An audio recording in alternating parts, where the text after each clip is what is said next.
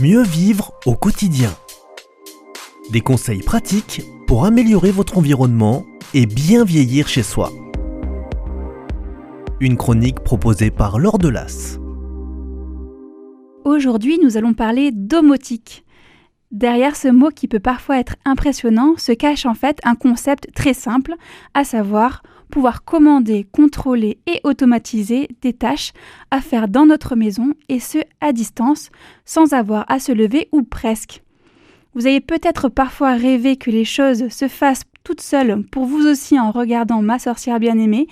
Eh bien sachez que pour certaines tâches, ce n'est pas loin d'être possible.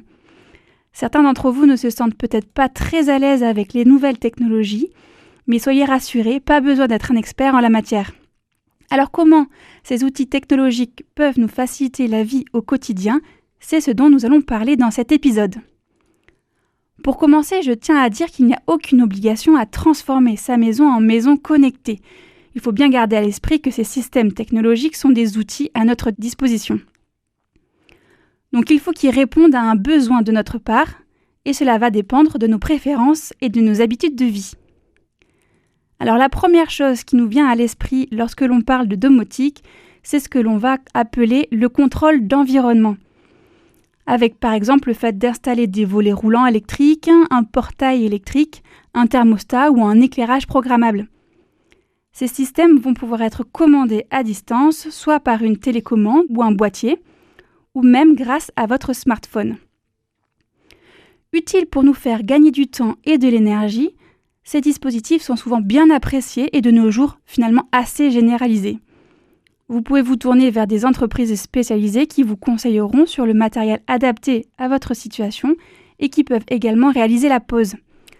Bon à savoir, si vous êtes éligible à MaPrimeAdapt et selon votre situation, cette aide peut par exemple participer au financement de la motorisation de vos volets roulants ou de votre portail. Quand on pense domotique, on pense également objet connecté. Entendez par là un objet connecté à un réseau de communication, bien souvent Internet. Il en existe de plus en plus, mais voici ici quelques exemples pour ce qui est de la maison. Il existe par exemple des serrures connectées qui peuvent être utiles pour gérer l'accès de votre maison sans laisser balader tout un tas de clés dans la nature. Vous avez également les porte-clés connectés équipés de petites balises de géolocalisation et de haut-parleurs pour ne plus perdre ses clés chez soi ou sa voiture sur un parking. Ces dispositifs impliquent d'avoir un smartphone pour pouvoir télécharger l'application qui va avec. Il faut donc bien vérifier la compatibilité avec le vôtre au préalable. Quelques mots également sur les interrupteurs sans fil et les ampoules connectées. Ces dispositifs peuvent vous être utiles pour créer la commande d'un éclairage ou d'un va-et-vient sans avoir de travaux à faire ni de fil électrique à tirer. L'interrupteur sans fil fonctionne à pile et se positionne donc où vous en avez envie et communique avec l'ampoule à commander le plus souvent grâce à une technologie radio.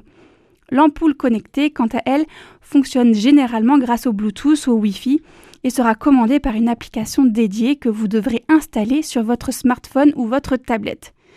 Il y aurait encore beaucoup à dire sur les nouvelles technologies. Si ce sujet vous intéresse, je vous propose de nous retrouver la semaine prochaine pour parler de robots dans la maison. Marre de faire le ménage, la cuisine, le repassage et la tondeuse? Il y a peut-être des solutions pour vous. Je vous dis donc à bientôt.